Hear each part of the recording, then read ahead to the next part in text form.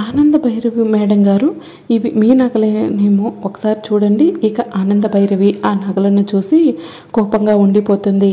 ఇక వెంటనే లీలావతి టెన్షన్ పడుతూ, ఏంటమ్మా ఎందుకు ఇలా చేశావు? నువ్వు నగలు బీరువాలో ఉన్నాయని చెప్పావు కదా, మరి ఇప్పుడు ఈ నగలు నీ చేతికి ఎలా వచ్చాయి? అసలు పోలీసులు నిన్ను ఎందుకు అరెస్ట్ చేశారు? అసలు ఏం జరిగిందో చెప్పమ్మా. అంటే అది అత్తయ్య, మీ దగ్గర ఒక విషయాన్ని దాచాను. ఏంటమ్మా, ఏ విషయం దాచావు చెప్పమ్మా. అంటే అది అత్తయ్య, ఫ్రెండ్ వచ్చి నగలు అడిగింది. వాళ్ళ అక్క దగ్గర నగలు పోయాయంట. నగలు ఇవ్వమని చెప్పింది, అందుకే ఇచ్చాను అత్తయ్య. మీరు అడిగేసరికి టెన్షన్లో ఏం చెప్పాలో తెలియక ఫ్రెండ్కి ఇచ్చానని చెప్పలేకపోయాను అత్తయ్య, క్షమించండి. ఇందులో ఏం తప్పులేదు అత్తయ్య. మళ్ళీ నగలు ఇవ్వు అత్తయ్య అడుగుతుందంటే వాళ్ళ కజిన్ని పంపించింది. కానీ ఇతను దొంగ అని తెలియదు. తీరా వచ్చి పోలీసులు చూసి ఇతను దొంగ అంటే నువ్వు కూడా దొంగవేనా అని అరెస్ట్ చేశారు అత్తయ్య. నమ్మండి అత్తయ్య, అయినా గురించి మీకు తెలుసు కదా అత్తయ్య. సరే అనన్య, మరి నేను నమ్మాలంటే నీ ఫ్రెండ్కి ఫోన్ చేయి. హలో మమత, అత్తయ్య మాట్లాడుతుందంట, ఒకసారి ఇస్తున్న మాట్లాడు. హలో అమ్మ, ఒకసారి ఇంటికి రా అమ్మా. సరే ఆంటీ. ఇక మమత రాగానే అనన్య టెన్షన్ పడుతూ, నీ గురించి వెయిట్ చేస్తున్నానే. ఏమైంది, ఎందుకంత టెన్షన్ పడుతున్నావు? ఇక శరణ్య మాట్లాడుతూ, నీకే అక్క నకలిచ్చిందంట కదా, మరి అవి దొంగల చేతికి ఎలా వెళ్ళాయి అని శరణ్య అడుగుతుంటే, ఇంతలో మమత ఏమీ తెలియనట్టు, అయినా నువ్వు నాకు ఎప్పుడు నకలిచ్చావు? అక్క జీవితం నాశనం అయిపోతుందని నువ్వు నన్ను రిక్వెస్ట్ చేస్తేనే కదా నీకు నకలిచ్చింది. మరేంటి ఇప్పుడు ఇలా మాట్లాడుతున్నావు? ఏంటి అలా మాట్లాడుతున్నావు? అంటే నువ్వు ఇరికించి ఆ నగలన్నీ నువ్వే దొంగిలించి నువ్వు తీసుకోవాలనుకున్నావు కదా.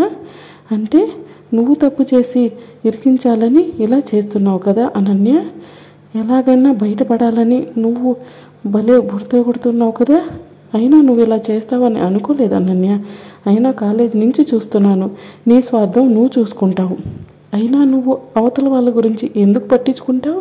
ఇక వెంటనే అనన్య టెన్షన్ పడుతూ, ఎందుకే అలా మాట్లాడుతున్నావు? ఎవరు ఆడమన్నారే ఈ నాటకం? చెప్పవే, ఎవరో కావాలని చెప్తే కదా నువ్వు ఇలా చేస్తుంది.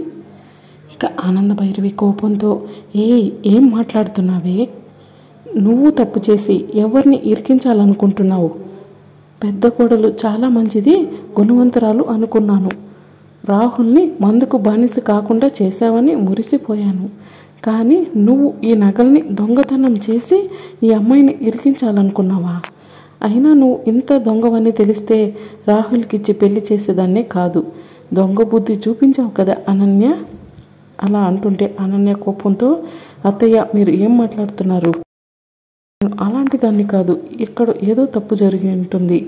ఇక లీలావతి కోపంతో అనన్య మీద చేయి చేసుకుని, నువ్వు కూతురులా అనుకున్నాను, కానీ నువ్వు ఉమ్మడి కుటుంబాన్ని ద్రోహం చేయాలనుకున్నావా? నువ్వు ఎంత మంచిదానివో అని మురిసిపోయాను. కుటుంబ గౌరవాన్ని తీసేసావు కదా. అలా లీలావతి అంటుంటే, అత్తయ్య అది కాదు అత్తయ్య, నేను చెప్పేది నమ్మండి. రాహుల్ నువ్వే విను. ఎలాంటి దానో నీకు తెలుసు కదా. మరి అమ్మకు నగలు ఇంట్లో ఉన్నాయని అబద్ధం ఎందుకు చెప్పావు?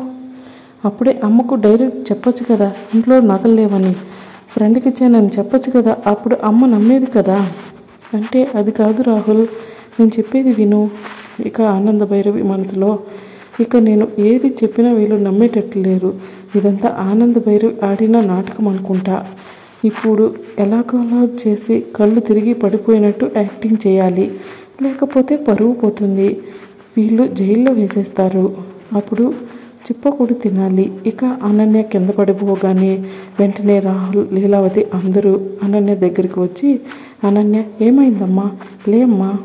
ఇక అనన్య స్పృహ కోల్పోయినట్టు నాటకం చేస్తూ, తప్పు ఏమీ లేదు, ఇదంతా ఎవరో కావాలని చేస్తున్నారు అనుకుంటూ అనన్య కలవరిస్తుంటే వెంటనే ఆనంద భైరవి అనన్య దగ్గరికి వచ్చి, అనన్య నువ్వే ఇదంతా నాటకం ఆడుతున్నావని నాకు ఎప్పుడో తెలుసు. నువ్వు కొడుకు కోడల్ని దూరం చేయాలి అనుకున్నావు.